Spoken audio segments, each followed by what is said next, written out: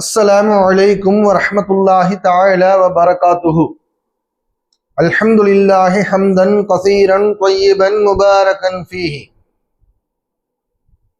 ஜின்கள் இன்னைக்கு அதிகமா எல்லாரும் தெரிஞ்சிருக்கக்கூடிய ஒரு விஷயம்தான், பெயர் தான் ஜின்கள்னு சொல்லக்கூடிய ஜின். இப்ப அல்லாஹ் படைச்ச படைப்புகள் அநேகம். அதிலே அல்லாஹ் இறுதியாக படைச்சது மனுஷனை தான். மனுஷனை படைக்கிறதுக்கு முன்னாடியே அல்லாஹ் சுப்ஹானஹு வ தஆலா மலக்குமார்களை படைச்சிட்டான். மலக்குமார்கள் ஒளியால் படைக்கப்பட்டவர்கள். அவர்கள் ஆணும் அல்ல பெண்ணும் அல்ல. அவர்களுக்கு பசி இருக்காது, தாகம் இருக்காது, திருமணம் செய்ய மாட்டாங்க, தூங்க மாட்டாங்க. இதெல்லாம் யாரு? மலக்குமார்களுடைய பண்புகள். அவர்கள் பாவமே செய்யாத மாசூம்கள். பாவம் அவர்களே நினைச்சாலும் பாவம் செய்ய முடியாது மலக்குமார்களால. அல்லாஹ் அப்படித்தான் அவங்கள படைச்சிருக்கிறான். அடுத்து ஜின்கள். இந்த ஜின்களை அல்லாஹ் சுப்ஹானஹு வ தஆலா நெருப்பு கொழுந்துல இருந்து படைச்சிருக்கிறான். நெருப்புல இருந்து படைச்சாலும் நெருப்பு கட்டி கங்குல இருந்து இல்ல, அந்த கொழுந்து, அந்த ஃபிளேம், அந்த ஜுவாலை இருக்கு இல்லையா, அந்த ஜுவாலையினால படைக்கப்பட்டதுதான் இது ஜின்கள். மனிதனை அல்லாஹ் களிமண்ணில் இருந்து படைத்தான்னு சொல்றான். சரி, படைப்புக்குள்ள நம்ம போக வேண்டாம். இப்ப ஜின்கள் அப்படிங்கிறது அல்லாஹ் சுப்ஹானஹு வ தஆலா மனுஷனுக்கு முன்னாடியே படைச்சிட்டான். ஒண்ணு, அத நெருப்பு கொழுந்துல இருந்து படைச்சிருக்கிறான். சரியா? சரி, இந்த ஜின்களில் இருந்து ஒரு ஜின்னு தான் எது? அசாசில். இந்த ஜின்னு தான் மனிதனை படைக்க ஆதம் அலைஹிஸ்ஸலாம் அவங்கள அல்லாஹ் படைக்கிறதுக்கு முன்னாடி மலக்குமார்களுக்கே உஸ்தாதாக இருந்த இப்லீஸ்.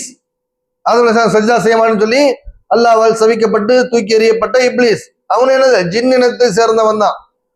அவனுக்கும் சந்ததிகள் உண்டு. ஆதம் அலைஹிஸ்ஸலாம் அவர்களுக்கும் சந்ததி உண்டு. ஆதம் அலைஹிஸ்ஸலாம் சந்ததி நாம, இப்லீஸுடைய சந்ததிகள் ஷைத்தான்கள். சரியா? அப்ப இந்த இப்லீஸ் யாருதான்? ஜின் இனத்தை சேர்ந்தவன். சரியா?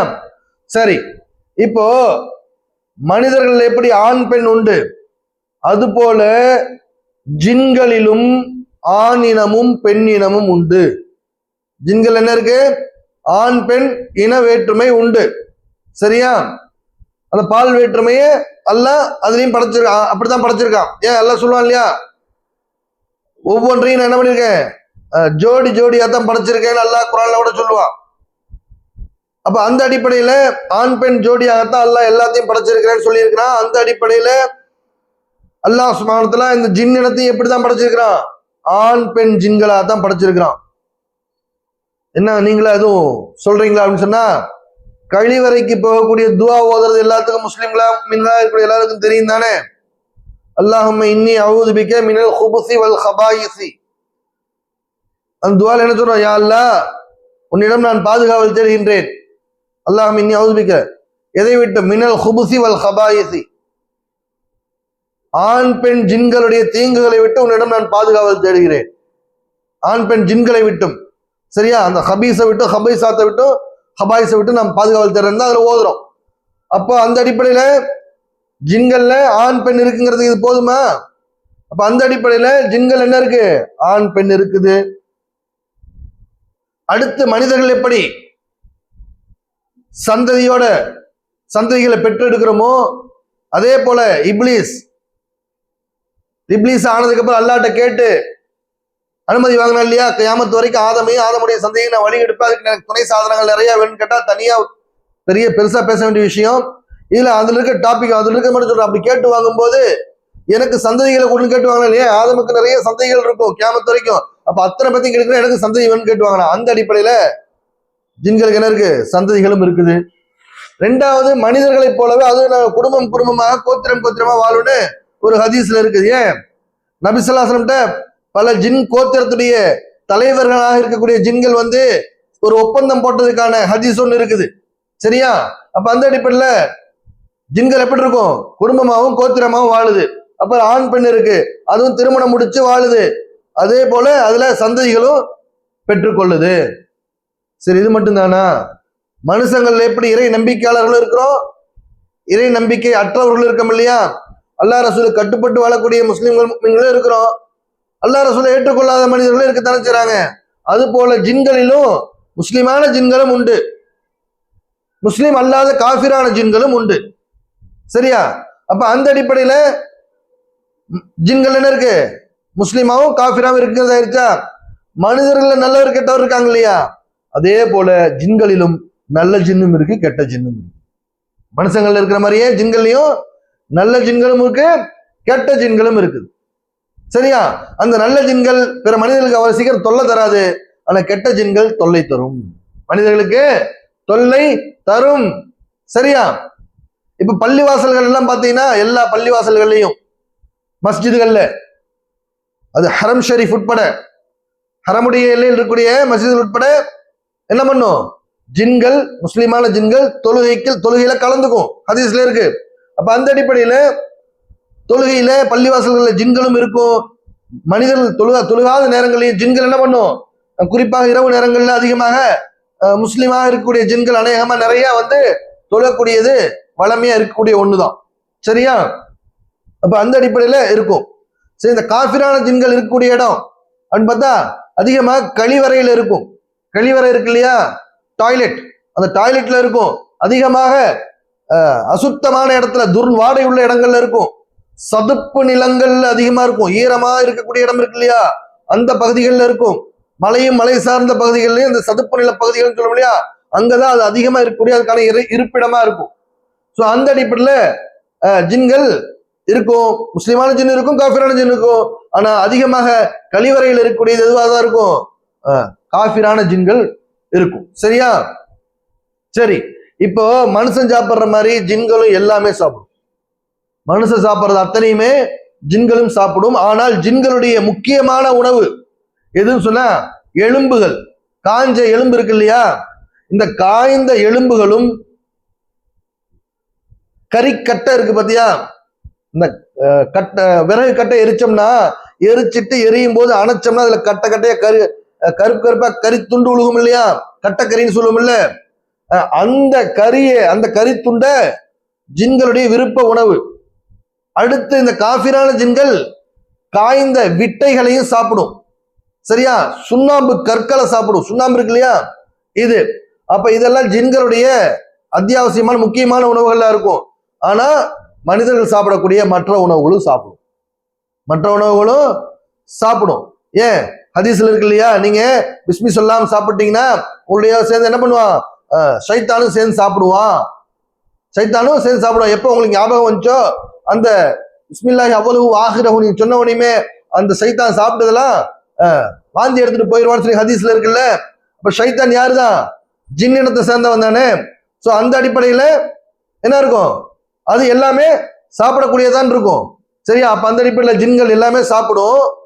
குறிப்பாக அதனுடைய உணவு காய்ந்த எலும்புகள், கட்டக்கறி, அடுத்து காய்ந்த விட்டை, இந்த சுண்ணாம்பு கற்கள், இதெல்லாம் ஜின்களுடைய உணவுகள். ஏன்னா நபிசல்லாசலம் ஒரு தடவை ஜின்கள் கோரிக்கை வச்சது, யார் ரசூலுல்லாஹ், ஜின்களுடைய தலைவர்கள் வந்தாங்க சொன்ன இல்லையா, கோரிக்கை வச்சதா ஹதீஸ்ல இருக்கு.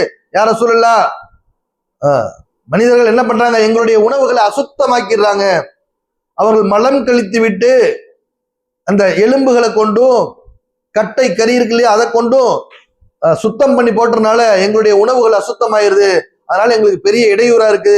ஆகவே உங்களுடைய தோழர்கள்ட்ட சொல்லி, அதாவது என்ன சொல்லு, மனித சமுதாயத்திட்ட சொல்லி நீங்க என்ன பண்ணுங்க, இது இந்த மாதிரி செயலை செய்ய வேணாம்னு சொல்லுங்கன்னு கோரிக்கை வச்சது.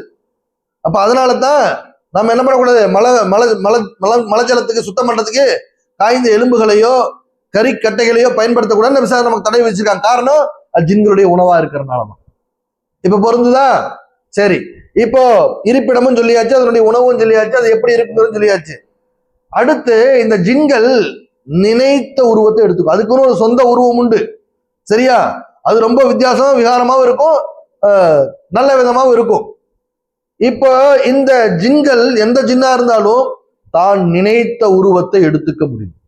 அல்லாஹ் அப்படி ஒரு ஆற்றலை கொடுத்திருக்கான், நபி ஸல்லல்லாஹு அலைஹி வஸல்லம் அவங்களுடைய உருவத்தை தவிர. சோ அந்த அடிப்படையில ஜின்கள் தன்னுடைய உருவத்தை எப்படின்னா எந்த மனிதனுடைய உருவத்துக்கு வேணாலும் தன்னை மாத்திக்க முடியும். அவருடைய குரலிலே கூட பேச முடியும். பெரும்பாலும் ஜின்கள் ஒரு இடத்துல சொந்த உருவத்தில் நின்று இருக்கும். திடீர்னு மனித நடமாட்டமே இல்லாத இடத்துல நின்று இருக்கும். திடீர்னு அந்த இடத்துல மனுஷன் நம்ம டக்குன்னு போயிட்டோம்னா சட்டார்னு பார்த்தா ஒரு குறுக்க கருப்பு நிற பூனையாகவோ அல்லது ஒரு குளவியாகவோ டக்குன்னு போகும் இல்லையா? ஜின்களாக இருக்கிறதுக்கு அதிக வாய்ப்பு இருக்கு. ஏன்னா ஜின்கள் பூனை உருவத்திலையும் குளவிகளாகவும் வண்டுகளாகவும் டக்குன்னு உருமாறிடும். அதே போல உங்களுடைய வீடுகளுக்குள்ள பாம்பு வந்தா அந்த பாம்புல வெள்ளை கோடு வயிற்றுல இருந்துச்சு சொன்னா அந்த பாம்புக்கு என்ன பண்ணுங்க, உடனே அடிச்சிடாதீங்க, அது ஜின்களாக இருக்கும் சொல்லி ஹதீஸ்ல இருக்குது. அப்ப ஜின்களாக இருந்தா என்ன பண்ணு போகணும்னு சொல்லிட்டு அது போகல, 3 தடவை சொல்லி போகலன்னு தான் அதுக்கப்புறம் என்ன பண்ணும், அது அடிக்கணும்னு சொல்லி நம்ம ஹதீஸ்ல சொல்லப்பட்டிருக்கு. அப்போ அந்த பர்டிகுலரா அந்த குறிப்பிட்ட ஒரு வகை பாம்பு, அந்த வெள்ளை நிற பாம்பு மட்டும். சரியா? அப்போ ஜின் என்னவாகும், பாம்பாகவும் உருமாறும், குளவிகளாகவும் வண்டுகளாகவும் உருமாறும், இன்னும் பல பூச்சி இனங்களாகவும் உருமாறும். நினைத்த உருவத்தை எடுத்துக்கும். சரியா? அப்போ இந்த உருவ மாற்றங்கள் செய்ய முடியும். நபி ஸல்லல்லாஹு அலைஹி வஸல்லம் உருவத்தை மட்டும் அதனால எடுக்க முடியாது. சரியா? சரி, இந்த ஜின்கள்ல கெட்ட ஜின் இருக்குன்னு சொன்னோம் இல்லையா? இந்த கெட்ட ஜின்கள் ஷைத்தான்கள் ஒரு இடத்துல இருக்குதுனாவோ அல்லது நல்லா இருக்குது அந்த இடத்துல வந்துருச்சுன்னா அடையாளம் எப்படி தெரிஞ்சுக்கலாம்னா, அந்த இடத்துல துர்வாடை அடிக்க ஆரம்பிச்சிடும். இருந்தது அப்படி திடீர்னு மனித மலத்தினுடைய வாடை அடிக்கும். அல்லது இந்த வெத்தலை பாக்கெல்லாம் வயசானவங்க போடுவாங்களே, அதுல புகையிலையும் சேர்த்து போடுவாங்க. அப்போ அதுல போட்டு மென்ன ஒரு கெட்ட வாடை வரும் இல்லையா? அந்த புகையில நாத்தம், அந்த புகையிலை நாற்றம் அடிக்க ஆரம்பிச்சிடும். அல்லது சுருட்டு குடிப்பாங்க இல்லையா வயசானவங்க, முதல்லாம் அந்த சுருட்டினுடைய வாடை வீச ஆரம்பிச்சிடும். இந்த அழுகிய அந்த பலாப்பழம் இந்த மாதிரி இருக்கக்கூடிய அழுகிய பழங்கள் அழுகிய நாற்றம் இருக்கு தெரியுமா? இந்த மாதிரி நாற்றங்கள் வீச ஆரம்பிச்சிருச்சுன்னா கெட்ட ஜின்னு அங்க டக்குன்னு வந்திருக்கிறதுக்கான வாய்ப்புகள் அதிகம். உண்மையிலேயே அங்க யாராவது சுட்டு குடிச்சிருக்கலாம், இல்ல ஏதாவது பழம் இதாயிருக்கலாம், அது வேற. எதுவுமே இல்லாம அந்த வாடை வருவதற்கான எந்த ஒரு ஆதாரமும் இல்லாம, அதுக்கான சாதனம் இல்லாம, எதுவுமே இல்லாம அந்த வாடை வந்துச்சுன்னா அந்த இடத்துல ஜின்கள் வந்துருச்சுன்னு, அது கெட்ட ஜின் காஃபிரான ஜின் வந்துருச்சுங்கிறதுக்கான அல்ல ஷைத்தான்கள் வந்துருச்சுங்கிறதுக்கான அடையாளம். இதுவே நல்ல ஜின்களாக இருந்தா நறுமணம் வீச ஆரம்பிச்சிடும். சரியா? அப்ப அந்த அடிப்படையில இதுவும் தெரிஞ்சுக்கலாம். சரி, இதெல்லாம் இருக்குது.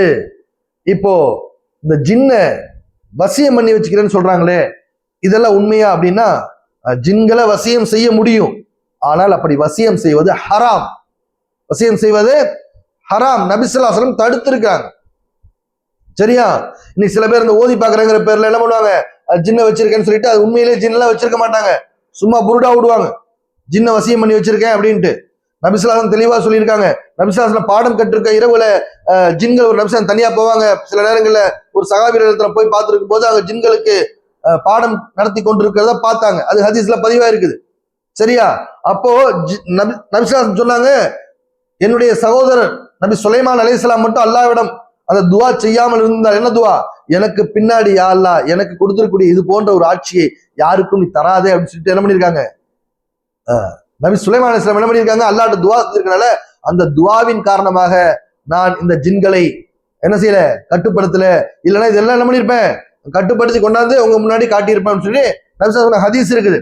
ஸோ அந்த அடிப்படையில நபி ஸல்லல்லாஹு அலைஹி வஸல்லம் அந்த ஜின்களை கண்ட்ரோல் பண்ண விரும்பலைங்கிறப்போ நபி ஸல்லல்லாஹு அலைஹி வஸல்லம் உம்மத்தாகிய நாம அந்த ஜின்களை கண்ட்ரோல் பண்ணலாமா? இப்ப உன்னை யாராவது ஒருத்தர் அடிமையாக்கி வச்சிருந்தா உனக்கு அது சந்தோஷமா இருக்குமா? இல்ல கஷ்டமா தான் இருக்கும். அப்ப அது போல அதுவும் அல்லாஹுடைய படைப்பில ஒன்று. அதை நீ வசியம் செய்து அடிமையாக்கி வைப்பது, கட்டுப்படுத்தி வைப்பதுங்கிறது அல்லாஹ் ரசூலுக்கு எதிரானது. சரியா? சரி, அப்படியும் வச்சு செய்யறாங்களே அப்படின்னா அதனால எந்த நல்லதும் நடந்துட போறது இல்லை. ஏன்?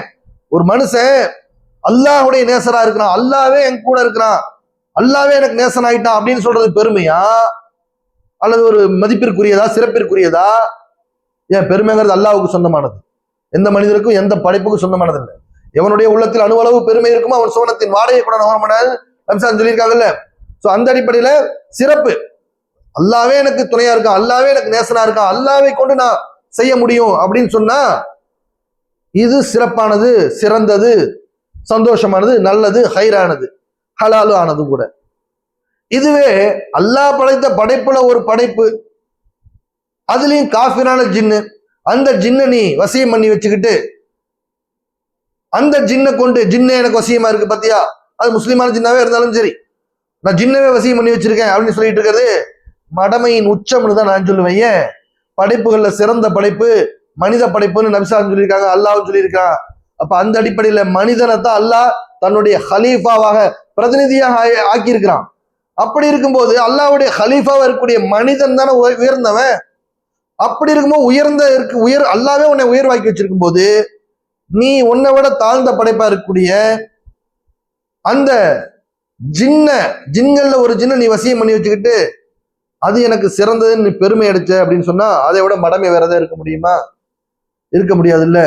ஏன்னா ஒரு பெரிய ஃபேக்டரி இருக்கு, அந்த ஃபேக்டரியுடைய ஓனரே எனக்கு நண்பர்ப்பா அப்படின்னா அது சொல்லிக்கிறதுல ஒரு பெருமையா சந்தோஷமா இருக்க சிறப்பு. அந்த ஃபேக்டரியில இருக்கக்கூடிய ஒரு அடிமட்ட வேலையாள் இருக்காரு, அவரை நான் குறைச்சு சொல்ல புரியறதுக்காக, அவரே கூட இருக்காரு தெரியுமா, எனக்கு சப்போர்ட்டா இருக்காருன்னா இதுல என்ன போய் இருக்க போகுது?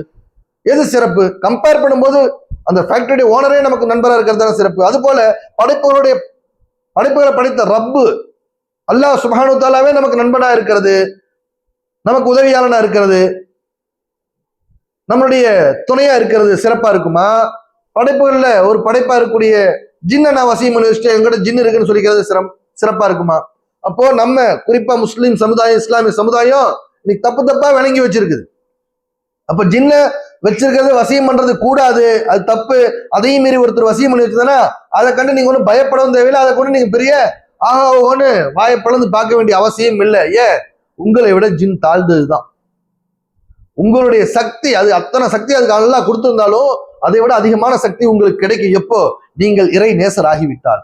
அல்லாஹ்வுடைய நேசர் ஆயிட்டீங்கன்னா அதை விட அதிகமான சக்தி கிடைக்கும். ஆதாரம் வேணுமா? குர்ஆன்ல சூரத்துல் நம்ல்ல இருக்கு இல்லையா? சூரத்துல் நம்ல்ல சுலைமான் அலைஹிஸ்ஸலாமுடைய அந்த சம்பவத்துல வரும் இல்லையா? பல்கீஸ் சிம்மாசனத்தை எடுத்து சொல்லும்போது அந்த இஃப்ரீதுங்கிற ஜின்னு சொல்லணும்னு அல்லாஹ்வே குர்ஆன்ல வெளிச்சம் போட்டு காட்டியிருக்கானே. நீங்க இந்த சபையை விட்டு எந்திரிக்கிறதுல கொண்டாரு ஜின்னுடைய தலைவர் சொல்லும் அந்த இஃப்ரீது. அங்கிருந்த ஒரு வேதத்தில் உள்ள ஞானம் கொடுக்கப்பட்ட ஒரு மனிதர் நீங்க கண் மூடி துறக்கிறதுல கொண்டாரு சொல்லி முடிப்புக்கு அங்க இருக்கும். அப்ப சிறந்தவர் யாரு? அதிகமான ஆற்றல் யாருக்கு அங்க அல்லாஹ் கொடுத்திருக்கான்?